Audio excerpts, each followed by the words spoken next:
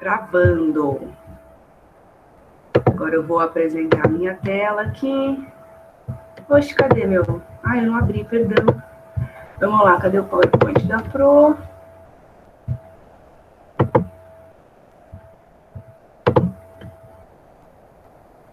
Ai, quem é do terceiro A, gente, não esquece de fazer lá a atividadezinha de tech também, viu?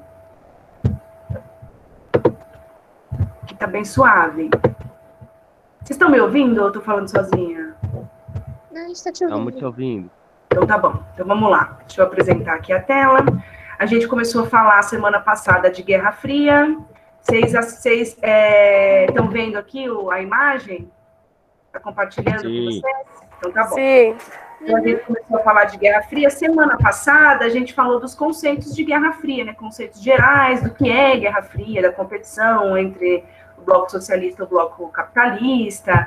Falamos da ideia de mundo, né, bipolarizado. Aí eu falei para vocês da ONU, falei alguma coisinha, né, sobre a fundação da ONU. Aí a gente viu esses personagens, mostrou um pouquinho da questão do mundo bipolarizado, a divisão da Alemanha, falamos de alguns conceitos. Falamos das esferas de competição, né, a corrida espacial, falamos das propagandas, né, propaganda anticomunista, propaganda anticapitalista, falamos das Olimpíadas, falamos do cinema, né, falamos da CIA e da KGB, que eram que foram fundadas na Guerra Fria para fazer espionagem, né, que são centrais de inteligência de ambos os países, Estados Unidos e União Soviética. Falamos das perseguições aos inimigos do sistema, né, tanto nos Estados Unidos quanto na União Soviética. Matamos o Stalin e falamos um pouquinho do Muro de Berlim. Se não me engano, a gente falou até aqui, certo? Certo. Então, a Pro tem que abrir o outro PowerPoint agora. Ai, professora, acorda, mulher. Jesus, viu? Parar a apresentação e apresentar a outra tela agora. Qual que eu tenho que apagar? Fechar esse? Hoje a gente vai falar de outros eventos. Eu sei que algumas pessoas gostam de cultura oriental, né? Estudam coisas orientais, né? Principalmente coreano e tal. E aí, se você tiver alguma informação sobre isso durante a aula que você queira trazer, fica à vontade, tá bom? Porque nós vamos falar de Coreia hoje. Da guerra da Coreia, né? Por que existem duas Coreias e não uma só?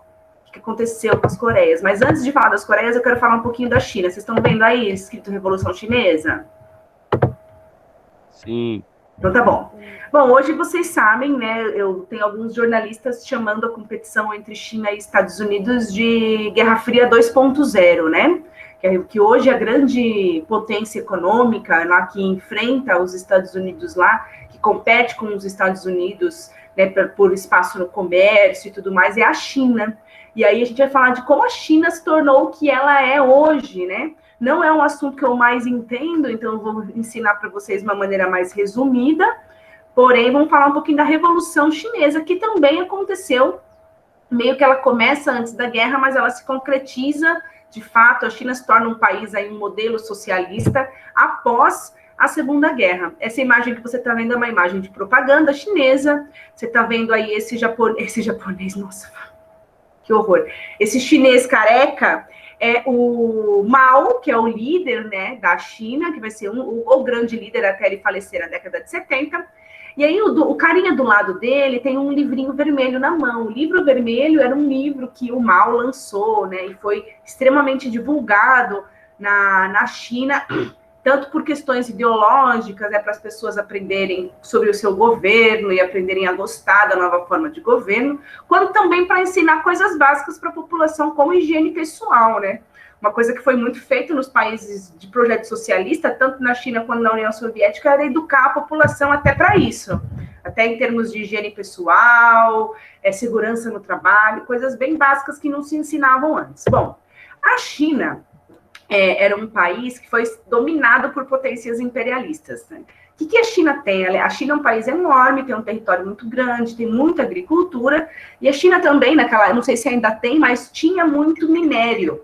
E como os caras estão lá na segunda revolução industrial produzindo uma porrada de coisa, eles precisam desses minérios. Então a Inglaterra é um país que já vai lá e domina a China, tanto que nessa imagem que você está vendo aí nessa chart você tem um inglês, né, dominando ali um chinês. A Inglaterra ali meio que colonizou a China, vamos dizer assim, não que eles ocuparam e os chineses tiveram que falar inglês, mas a Inglaterra explorou demais a China, e ainda teve, inclusive, as 2 guerras do ópio. Vocês sabem o que é ópio?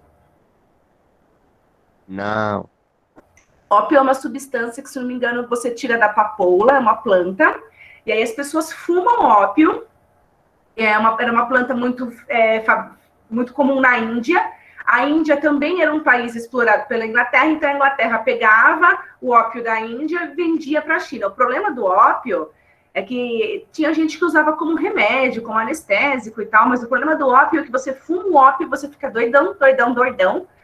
E não só que você fica doidão, você fica extremamente viciado, né? O ópio é uma substância que te vicia muito e você fica inútil, assim. Você fuma o ópio e a pessoa fica absolutamente inútil, você não faz nada, você fica só viajando ali. Não é uma coisa que a pessoa, que nem um cigarro que a pessoa fuma e ela segue a vida, né? Ela consegue trabalhar, ela consegue fazer as coisas. E aí os chineses tiveram muito problema, e aí queriam proibir o ópio, e a Inglaterra não deixava os chineses proibirem o ópio, porque eles ganhavam muito dinheiro com isso. Bom, tivemos 2 guerras do ópio, né? A China perdeu essas guerras para a Inglaterra. Aí você tem uma outra imagem lá de um chinês desesperado e potências imperialistas ali dividindo a China entre si, né? Então é muito desagradável, né? Porque você vive no território onde você vive porque você nasceu lá, e aí pessoas de outros países têm um grande interesse no seu território, porque o seu território tem riquezas que lhe convém. E aí essas pessoas começam a invadir o seu território e a dominar o seu território, e aí você fica, né, subjugado a essas pessoas. É uma coisa, deve ser, né, Brasil, bem desagradável, como se a gente não soubesse que fosse isso. Muito bem. Todo esse período que a Inglaterra dominou a China era governada por uma monarquia, e aí essa monarquia vai perdendo força, porque milenar, assim, a China foi governada por diversas dinastias ao longo dos milênios, e aí essa monarquia começa a perder força, porque vocês não conseguem enfrentar a Inglaterra, então começa a ter os partidos de oposição. Esse tiozinho que você está vendo aí, eu não sei pronunciar direito os nomes, tá? Quem souber pode me ajudar, que é o Sun Yat-sen, tá? Ele era um cara, ele era da burguesia, né, chinesa, mas eles eram nacionalistas, então eles queriam que a China parasse de ser dominada por outros países. Então, com o apoio de grande parte dos militares, de população chinesa, esse partido, né, da burguesia nacionalista chinesa, o partido Kuomintang, em 1911 conseguiu derrubar a monarquia e declarou uma república na China. E tudo isso também com o apoio do PCC, Partido Comunista Chinês. O Partido Comunista Chinês também apoiou, né, a queda da monarquia, porém, após a queda da monarquia, eles começaram a ser perseguidos por aqueles, né, burgueses nacionalistas. E aí, então, a China vai passar pela Primeira Guerra Civil. Esse carinha que você está vendo aí é o Mao, né, que é o líder, né, o grande líder, mas é o famosão do líder do Partido Comunista Chinês. Tem gente que chama ele de Mao Tse-tung, como está escrito aqui, tem gente que escreve Mao Zedong, mas, todavia, é o Mao. Bom, em 1927, né, os comunistas chineses entram em guerra contra os nacionalistas burgueses chineses, e a China vai ficar em guerra civil por aproximadamente 3, 4 anos, até a invasão japonesa na China. Quando o Japão invade a China, em 1931, tem aquelas coisas horrorosas que a gente mostrou para vocês, tipo lá o massacre de Nanquim, que o Japão invadiu a China e tocou o terror na China, assim, uma coisa horrorosa. Então, os chineses, eles têm uma preocupação maior, né, que é o invasor japonês, do que ficar em guerra consigo mesmo. Então, meio que acaba essa guerra civil entre eles. Aí vai vir toda a Segunda Guerra. Quando acaba a Segunda Guerra, em 45, o Japão perde e a China consegue espaço novamente para ser livre. E aí eles voltam a brigar entre si ali, né? Em 45 a 49, a gente vai ter a Segunda Guerra Civil, que vai ser vencida pela galera lá do Partido Comunista, né? O Partido Comunista vai lá e se alia muito aos camponeses chineses.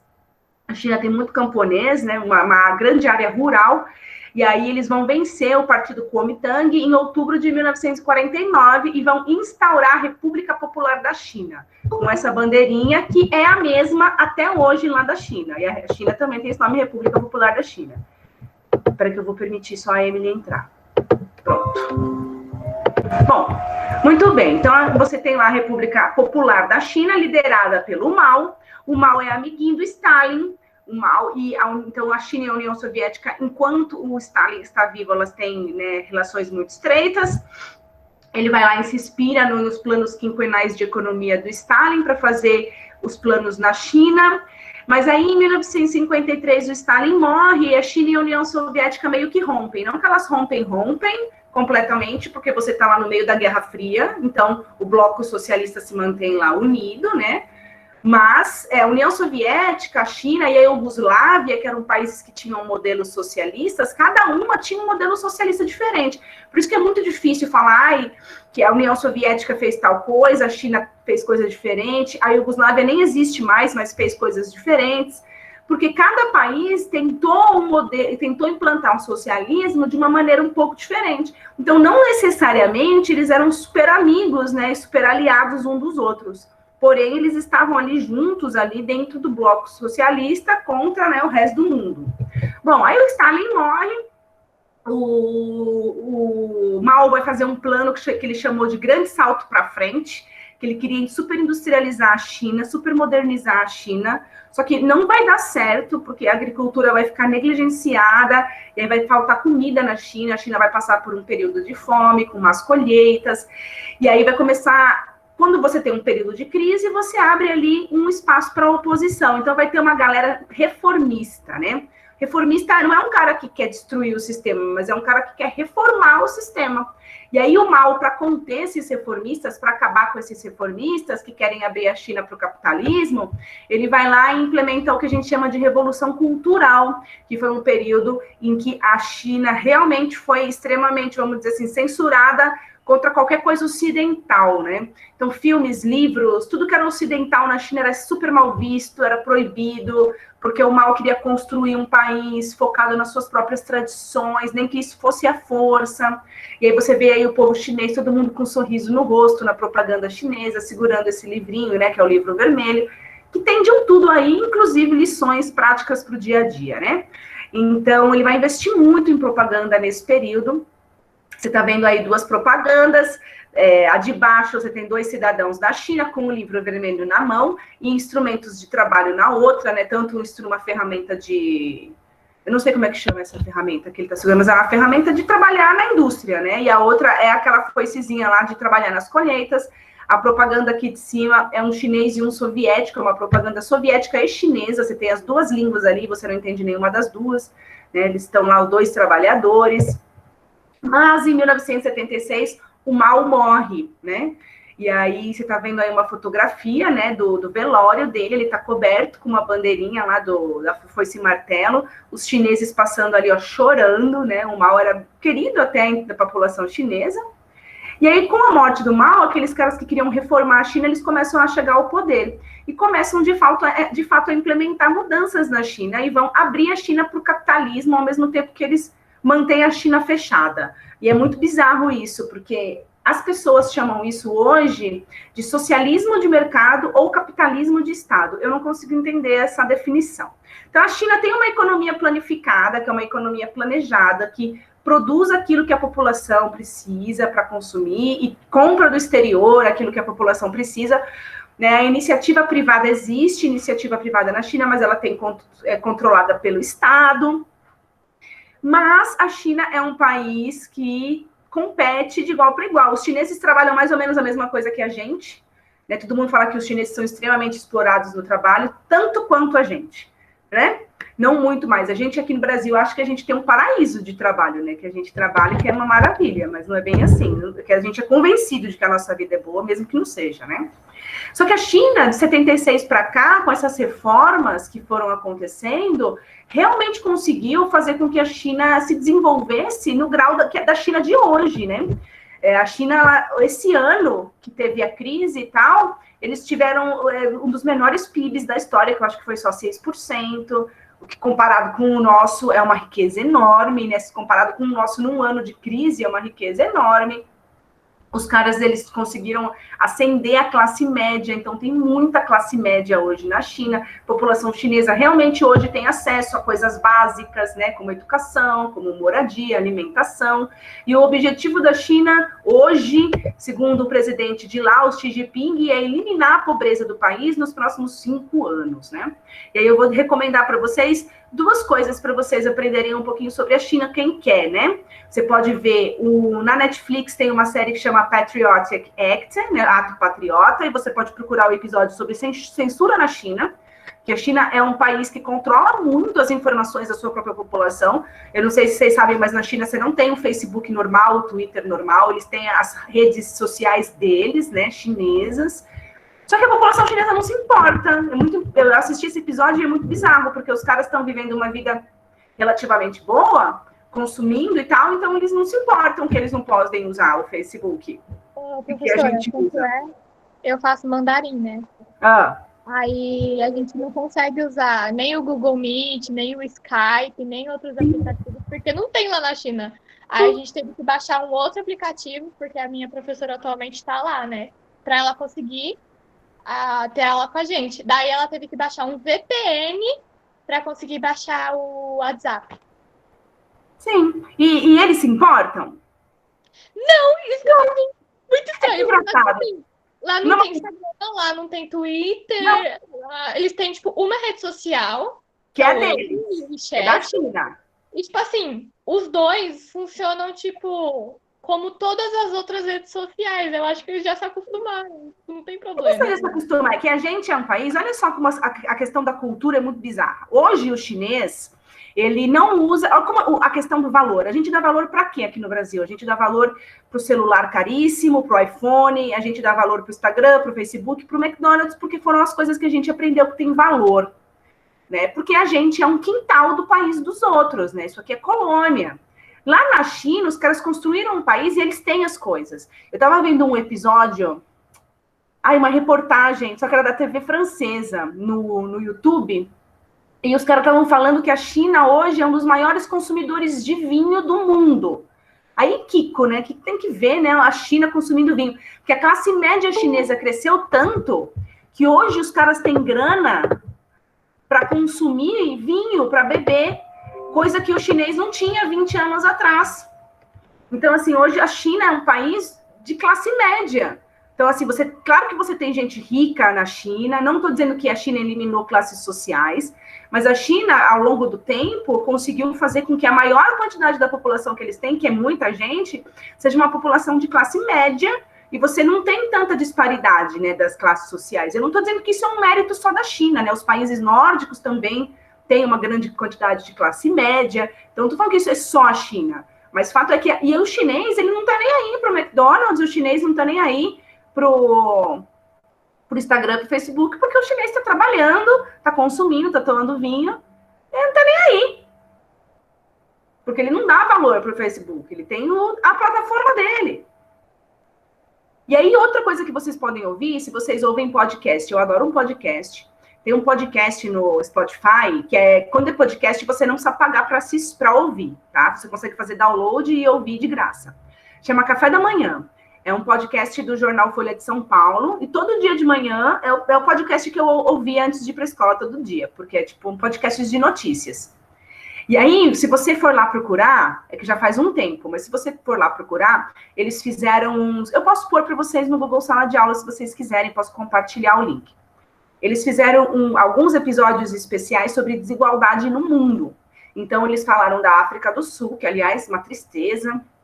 a desigualdade na África do Sul, falaram do Brasil, falaram dos Estados Unidos e falaram da China.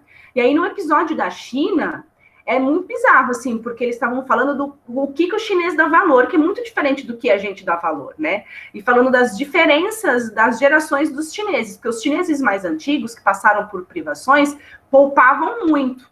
Só que as coisas na China mudaram muito. Então, hoje, os jovens chineses, eles têm trabalho, eles gastam muito, eles têm uma outra visão. E aí estavam contando de um lugar no interior da China que o governo investiu lá para eles, eu não sei o que é que eles plantavam lá, criavam boi, sei lá eu o que é que eles faziam, e aí o governo chinês comprava tudo que eles produziam para que eles continuassem produzindo, aí desenvolveu a região. Então, eu não sei exatamente a questão, assim, o fato é que a China investiu na China. E aí a China hoje ela tem uma estrutura para o chinês muito diferente do que a gente tem, né? A China não é quintal do país de ninguém. Agora, o que eles fazem com o país dos outros, eu também não sei te dizer. E para a gente, aqui no Brasil, a China é muito importante, porque a China é um dos países que mais compra aquilo que a gente produz, né? Não o que eu e você produzimos. Estão fazendo cagada. Oi? Estão fazendo cagada. Estão fazendo cagada. Quem está fazendo cagada? Quem? Tanto o presidente quanto o antigo ministro da Educação falando besteira da China, professora, por cada coisa. Então, mas aí vai ser uma briga boa de assistir, Maria Alice, porque quem depende da China, a China compra nossa soja e nossa carne. Então, são os grandes latifundiários que têm interesse. Então, imagina que briga boa se a China rompe determinadas relações com o Brasil, você vai ver governo brigando com o latifundiário. Aí você vai ter uma briga bacana de assistir. É isso que eu tava pensando. Porque não é eu e você que dependemos necessariamente da China, são os latifundiários. É que o país quebra porque é o que a gente vende. Porque, infelizmente, o nosso país é uma fazenda gigante, é uma colônia gigante, e a gente só planta, né, para esses caras ficar ricos, não desenvolve tecnologia, não desenvolve mais nada no Brasil. Mas, assim, a gente depende muito da China. E eu também tenho um colega que foi comprar toner para a impressora dele, e aí, tipo, tava em falta, porque essas coisas de tecnologia vêm tudo da China. Isso foi na época ainda da quarentena mais fechada, tipo, em maio. E aí, tipo, não tinha o que comprar, porque tudo que vinha da China não estava vindo, não tinha, e estava tudo em falta, porque a gente não produz nada. Então, a gente planta soja, destrói a Amazônia para criar gado, para vender para o exterior. A partir do momento que esse exterior não comprar, a gente está na roça. Então, vai ser uma briga bem, bem interessante. Bom, pessoas, alguém quer falar alguma coisa sobre a China? Eu só queria comentar, tipo assim, o Mao Tse-tung, ele foi muito autoritário, né? Mas acho que ele ficou popular entre, tipo, os chineses, porque ele fazia poema. E, assim, tem uns poemas bem bonitos dele, se você quer saber. E propaganda, né? Sim, propaganda. Ele tem... Eu tive que fazer uma apresentação pro chinês, né? Aí teve um aluno que ele pegou um poema do Mao Tse-tung e ele foi analisando, tipo assim, linha por linha. E aí ele faz várias correlações, tipo, da cor vermelha em relação à China, porque falava sobre... Era meio patriota em questão, tipo, a guerra. Aí falava que, tipo assim, o exército vermelho superaria qualquer montanha, qualquer rio. Daí, tipo assim, ele dava os nomes das montanhas e dos rios. Era um negócio bem bonito, assim, sabe? Sim. Era muita propaganda. Assim como foi o Vargas, gente. Você lembra que o Vargas, no dia do trabalho, homenageava ele mesmo. Então, assim... propaganda ajuda muito. Da mesma maneira que a gente é extremamente convencido das nossas verdades aqui no Brasil, né? Então, assim, propaganda é uma coisa complexa, né? E ele foi extremamente autoritário. E aí, depois que ele morreu, os caras que reformaram a China fizeram da China também o que ela é. Então, para os chineses, vai lá, eu não sei, assiste o episódio que eu recomendei, né, do Ato Patriota. Os caras vão entrevistar a China, vocês não podem usar outras redes sociais, tal, tem câmera para todo lado. O que vocês acham? Você, acho nada. E eu fiquei impressionada, assim, os caras realmente não se importam, porque eles estão vivendo a vida deles lá bem. Então, assim, aparentemente, quando a sua vida tá boa, você não se importa muito com essas coisas. Bom, mais alguma coisa? Que minha gata tá me arranhando aqui. A gente não tem mais vida profissional e vida pessoal, virou uma coisa só. Caramba, filha! Vai pegar, vai? Vai pegar a bolinha. Muito bem, então vamos falar um pouquinho da Coreia agora? Guerra da Coreia. Tá? A Coreia, vocês sabem que existem duas Coreias hoje, né? A gente sempre fala Coreia do Norte e Coreia do Sul. É a Coreia que a gente não sabe nada e a Coreia do K-pop. Mas a Coreia era um país só.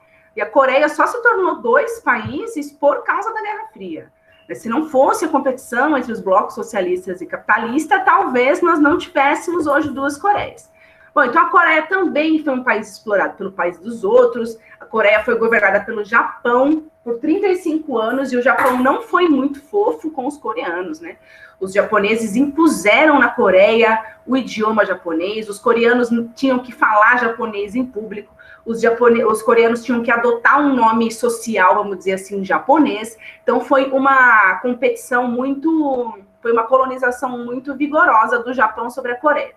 Em 45, acabou a Segunda Guerra, o Japão perdeu suas posses e os Estados Unidos e a União Soviética dividiram, né, a Coreia em duas partes para si. Olha que fofura. Então, a Coreia ficou dividida em duas partes, porque era posse do Japão, e os vitoriosos da guerra falaram, nós vamos ficar com a Coreia para ajudar a Coreia, aquela velha desculpa que vocês conhecem bem, nós vamos ajudar a Coreia a se reconstruir, nananana. Então, nós vamos ocupar a Coreia. Então, eles ocupam a Coreia em 45 e vão desocupar a Coreia só em 49. Só que você imagina, os caras ocuparam lá por 4 anos, cada um uma metade da Coreia, e nesses 4 anos eles trabalharam as suas ideologias, as suas formas de governo e tudo mais. Então, depois desses 4 anos, você tinha duas Coreias. A Coreia do Norte, a Coreia que ficou sob influência da União Soviética, era governado por esse cara aí, pelo Kim Il-sung, se não me engano, que se pronuncia. Vocês que estudam coreano, gostam de cultura coreana, por favor, me ajudem. Esse tiozinho que você está vendo aí de óculos, ele é o avô do cara que governa a Coreia do Norte hoje. E do outro lado, você tem aí o Syngman Rhee, que era o cara que governava a Coreia do Sul. Quando a União Soviética e os Estados Unidos desocuparam a Coreia, o cara da Coreia do Norte, o Kim, falou, eu sou o verdadeiro e legítimo governante da Coreia. O outro cara falou, não, quem é o verdadeiro e legítimo governante da Coreia sou eu.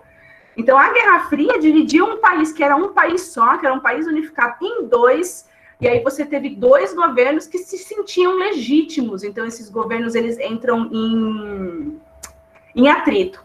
Esse mapinha que eu peguei aí para mostrar a Coreia para vocês foi um mapinha numa notícia de terremoto, por isso que está aquele local de abalo ali, mas você não precisa se preocupar com isso.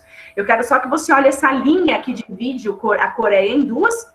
Você tem Seul, que é a capital da Coreia do Sul, e Pyongyang, lá, que eu acho que é isso que se fala, que é a capital da Coreia do Norte hoje. Então, muito bem, a Coreia ficou dividida em duas, né? No paralelo, acho que 17, se não me engano. Ou foi do Vietnã, quero dizer, 17, esse é o 39. Enfim, dividiu lá a Coreia em duas partes, e aí os coreanos vão entrar em conflito em 1950, depois da desocupação. Então, os caras da Coreia do Norte, né, os coreanos do Norte vão invadir a Coreia do Sul quase inteira. Quando chega lá embaixo, na pontinha da península, a ONU intervém no conflito, a ONU manda exércitos para a Coreia do Sul. O exército da ONU era formado praticamente por soldados norte-americanos. Vocês sabem que os Estados Unidos têm cadeira plena, né? Estados Unidos, França e Inglaterra têm cadeira plena lá no Conselho de Segurança. Então, eles resolvem intervir nesse conflito entre as Coreias. E aí, com a ajuda do exército da ONU, o exército da Coreia do Sul consegue desocupar o seu território, ou quase invadir a Coreia do Norte inteira. Aí, a China entra na guerra do lado da Coreia do Norte. E aí, a Coreia do Norte é completamente desocupada, né? E no fim das contas, ao longo de 3 anos, os caras voltam mais ou menos para o mesmo lugar onde eles estavam, ficam numa guerra ali de trincheira, guardando posição, e não conseguem mais nem avançar e nem voltar. E aí a Coreia fica, depois de 3 anos de guerra, milhões de pessoas mortas, um país absolutamente devastado pela guerra. Eles decidem que eles vão romper relações e ficar com 2 países, 2 governos diferentes. E é por isso que hoje existem 2 Coreias, né? Que foi o resultado da divisão das Coreias que Estados Unidos e União Soviética fizeram pós-Segunda Guerra. 2 anos atrás, foi a primeira vez na história que as Coreias, desde a guerra, né, que as Coreias deram aí um aceno de união, vamos dizer assim.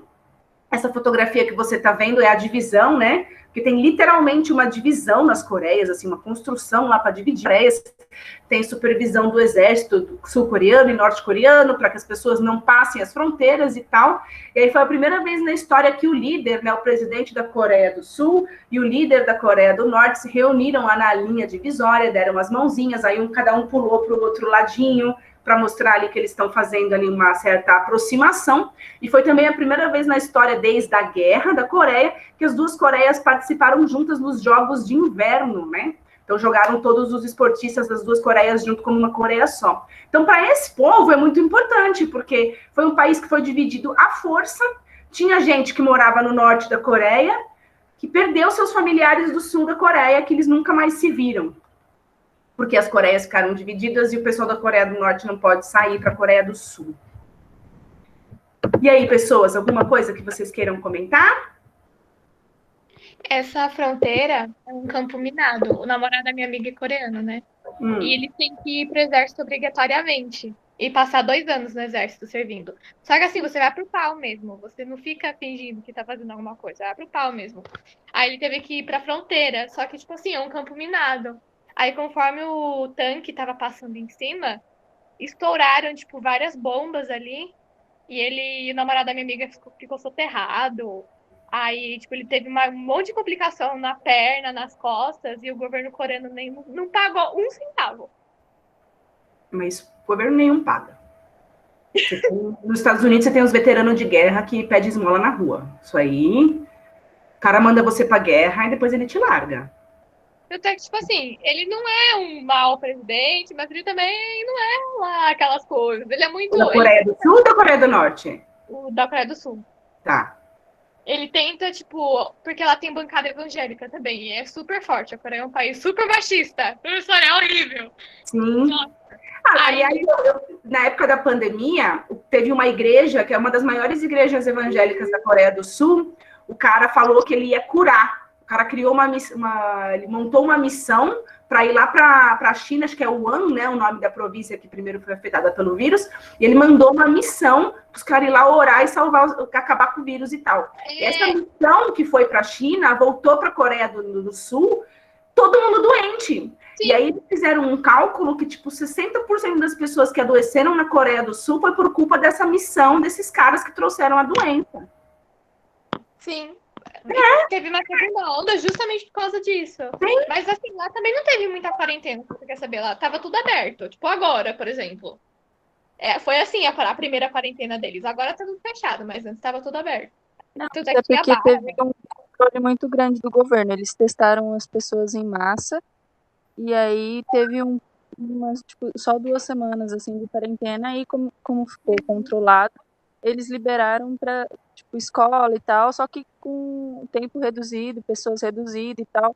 Então o pessoal continuou fazendo as atividades, indo para a escola, trabalhando e tal, tudo com máscara, até porque tipo, ficou bem baixo o número de contágio e tal. Mas aí eu vi que na Coreia do Norte, quando eles notificaram uma pessoa com coronavírus, eles já declararam o lockdown completo por 3 semanas. Para não ter. É complicado. Aqui, eu não sei te dizer. Vocês assistiram, né? Falando em Coreia do Sul, todo mundo acha que a Coreia do Sul é um exemplo, né, de desenvolvimento econômico. Assista o filme O Parasita, né? Que venceu o Oscar esse ano, de melhor filme estrangeiro, que é um filme que mostra as contradições do sistema. Quando você tem um sistema como o nosso, que nós vivemos, que é o capitalismo, você pode adorar o capitalismo, como tem muitos alunos meus que me detestam por causa disso. Pode amar o capitalismo de pé junto, mas o capitalismo é um sistema que se devora de dentro para fora. Quando uma pessoa, um pequeno grupo de pessoas acumula riqueza, muita gente perde dinheiro, riqueza. Quando eu falo riqueza, não é só dinheiro, eu tô falando de terra, né, tecnologia, tudo isso. Porque não dá, é matemático, né? Se eu tenho riqueza, não é infinito, riqueza não brota do chão, né? Riqueza é finita. Se alguém acumula, muita gente perde. E aí a Coreia do Sul, que é um exemplo, né? Se não me engano, a Samsung é uma empresa originalmente sul-coreana. Então, os caras acham que a Coreia do Sul é um exemplo de desenvolvimento. E aí o filme O Parasita veio para quebrar esse mito, né? Porque você tem uma grande população na Coreia do Sul que é extremamente pobre e vive em condições patéticas de vida. Então, se você não assistiu o filme O Parasita, eu recomendo que você assista. É muito bom. É muito importante, tipo, ver, além assim, da trama em si, observar, tipo, as coisas que eles falam sobre a população em si, sobre a qualidade de vida deles morarem no subsolo. Porque isso é muito comum lá, muito comum lá. Assim, da mesma maneira que nós temos as nossas favelas, eles têm os subsolos, as famílias moram em porões. Sem ventilação. E o mais bizarro do filme é o cara ali, né?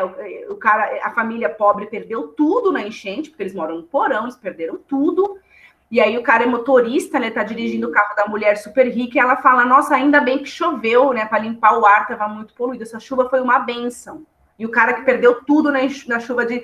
Então, assim, é muito bizarro você ver essa questão das classes sociais, né? Que existem. O nome chama Parasita, o filme. A Pro vai achar o... Parasita. Pro vai achar o trailer, porque eu acho que o filme, se tiver um filme completo no YouTube, eu já deixo para vocês verem também. Mas eu vou achar o trailer e já vou fazer um bloquinho lá no Google Sala de Aula com tudo da aula de hoje. Só queria dizer que esse filme ganhou o Oscar, tá, gente? Se você... Maravilhoso, o filme é muito bom. É muito bom. É maravilhoso. É muito bom. E é muito triste. E o final, assim, é tipo do nada, surpreendente, mas é muito bom. E assim, você vê que a questão, claro que é diferente, porque é um país diferente, com uma cultura diferente, mas você tem a questão do rico e do pobre igualzinho a gente tem aqui. Uhum. Igualzinho que é na Coreia do Sul, então você tem um outro formato, um outro país, né? Tem uma outra história. Eles não tiveram a história de escravidão que a gente tem aqui, então hoje você tem os morros, que foi construído pelos ex-escravos, né? Que foi com que os caras que foram a partir da lei do ventre livre, e depois os escravos, a abolição dos escravos, eles começaram a formar os morros, e hoje você tem as favelas que são enormes, cheias de descendentes de escravos no Brasil. Lá a pobreza, entendeu? Então, o contexto histórico é outro, mas a questão do rico e do pobre é a mesma.